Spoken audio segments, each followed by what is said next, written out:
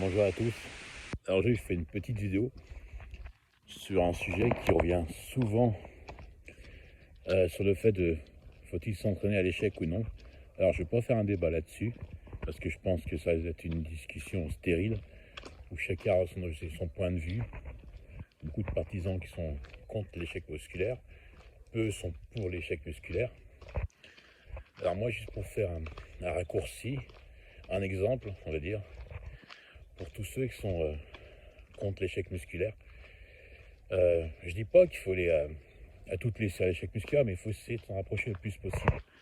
Et non comme certains font, s'arrêter 3-4 reps avec.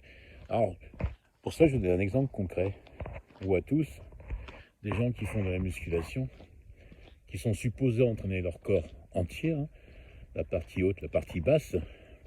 Et bizarrement, des fois, on voit plus les gens avec des points forts comme des pecs, des bras, et souvent des gros points faibles comme les jambes.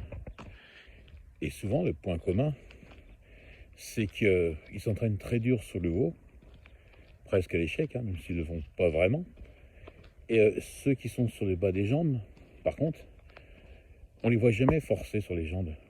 Donc la conclusion est, du coup, ceux qui s'entraînent à l'échec ou à la limite de l'échec en haut, parce qu'ils aiment bien faire les pecs, ils aiment bien faire les bras, ils sont musclés.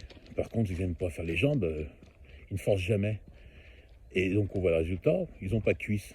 Donc alors, faut-il s'entraîner à l'échec ou s'y rapprocher le plus possible, ou alors s'ennuyer le plus possible, comme font certains, beaucoup sur les jambes? Ben, je pense que là, vous avez la réponse. Voilà. Moi, j'ai toujours été partisan pour s'entraîner à l'échec, s'en rapprocher le plus possible, sinon, parce que beaucoup pensent s'entraîner à l'échec, mais malheureusement, ils sont très, très, très loin. Et voilà. Donc, c'était la dernière petite vidéo de l'année, et je vous souhaite à tous de passer un très bon réveillon de fin d'année, une très belle fin d'année, un très bon début d'année 2024. Ciao à tous.